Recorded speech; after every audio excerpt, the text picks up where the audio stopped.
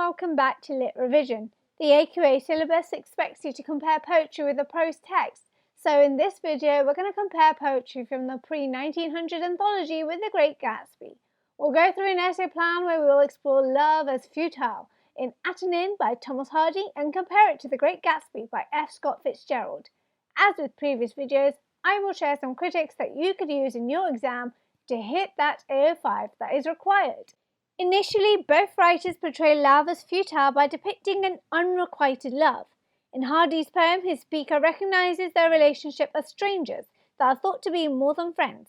Here, the idea that they are strangers is odd for a love poem. Much to his disappointment, never the love light shone between them.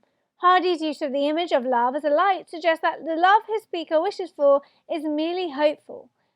However, the negation highlights their unrequited love, perhaps even his rejected love for the subject of the poem.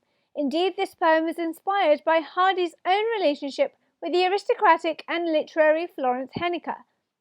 Their growing relationship and her congeniality, polished manners and lively interest in Hardy led him to draw the wrong conclusion about their relationship. Despite those at the inn thinking them lovers, Florence drew the line at flirtation. Her Christian beliefs meant that Hardy would never be more than a friend. Hardy was left much like his own speaker, with a thwarted, unrequited love. Thus, much like James Richardson states, Hardy's poetry is an obsessive investigation of desire and a perpetual elegy on the death of possibility. Possibility for Hardy's speaker is thwarted, and his desires are unkindled and unrequited. This thwarted love is also in Fitzgerald's novel. In his novel, Fitzgerald presents the eponymous hero, Gatsby, who hosts lavish parties and collects beautiful shirts to catch the interest of his past lover, Daisy. He even read the Chicago paper for years just on the chance of catching a glimpse of Daisy's name. Although Gatsby had a past with Daisy, unlike Hardy's speaker and his lover, Gatsby's love for Daisy is thwarted once he realizes she's married to Tom Buchanan. Nick recognizes that J. Gatsby had broken up like glass against Tom's hard malice. Indeed, Fitzgerald here comments on the inherent failure of the poor. This emphasizes the hypocrisy of the ultimately unattainable American dream. Gatsby's reality of being a penniless young man without a past will never leave him. Lev Grossman states, Gatsby lays bare the empty, tragic heart of a self-made man. He cannot love, and his love is never reciprocated, because ultimately he is lesser, he is inferior, he is a self-made man, and therefore he is doomed for a tragic end. And Thomas Flanagan states Gatsby lives in the world of romantic energies and colours. These romantic energies do not include a requited love. In fact, it's unrequited, and he lives in his own world, in a vague, dim outline that no one can really grasp. He cannot be grasped, and neither can he grasp anyone. Moreover, both Fitzgerald and Hardy portray love as futile by depicting a love that is hopeless. In Hardy's poem, his speaker explains how though the hosts thought the pair were lovers, the kisses came not and love lingered numb. Hardy's use of the adjective numb suggests a disappointment and a hopeless romance.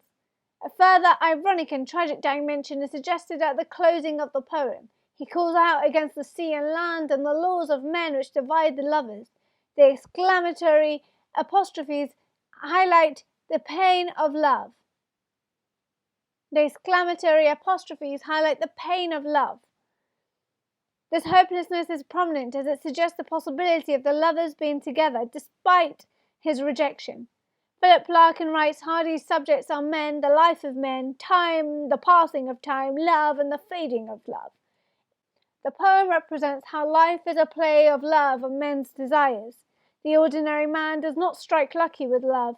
Instead, love is hopeless for him, and he is left with a futile love like many ordinary men. There's nothing extraordinary about the love he experiences, and more often than not, this love is hopeless and futile in its end. Whilst Hardy poses the failure of love for ordinary men, Fitzgerald develops his comment on the inherent failure of the poor through his depiction of Myrtle Wilson. Married to a man who rented his wedding suit, Myrtle seeks to elevate her social standing by having an affair with Tom Buchanan. Throughout the novel, Myrtle appears as a sex symbol. She has no voice that provides freedom to her. George locks her up whilst Tom punches her nose. Between her husband and her lover, she knows no better than being thrown down and beaten. Thus, love is futile. Myrtle can't elevate her social standing, and she can't have a loving marriage. She's stuck at the bottom of the social ladder as the wife of the local garageman. Thus, like the speaker in Hardy's poem, the poor have futile luck with love. They can never be happy. They are fated to forever remain in the valley of ashes. Love is futile through its nostalgia. Hardy's poem starts and ends in memory. There is a great sense of a lost and unrequited love. The speaker is yearning for a love that his companion is indifferent towards. Perhaps even the speaker just imagines that they are meant to be. He has a sick nostalgia for something that doesn't exist. Likewise, Gatsby's love starts and ends in memory. Nick's tale displays Gatsby's uncommunicable forever with Daisy. Gatsby has a nostalgia for Daisy because she represents the American dream and everything he ever desired. But he places her on a pedestal, and therefore his love for her is always going to be futile. She is only a means to an end rather than the end, and he will forever be a Mr. Nobody from nowhere to her, and all the old money. In essence, love is futile through its unrequitedness, its incompatibility with those looked down upon, and through its own nostalgia. That's the end of this video. If this has helped you, comment down below and give this video a thumbs up. Don't forget to subscribe for more videos like this and click the bell to get post notifications whenever I upload. Till next time, stay safe and see you very, very soon.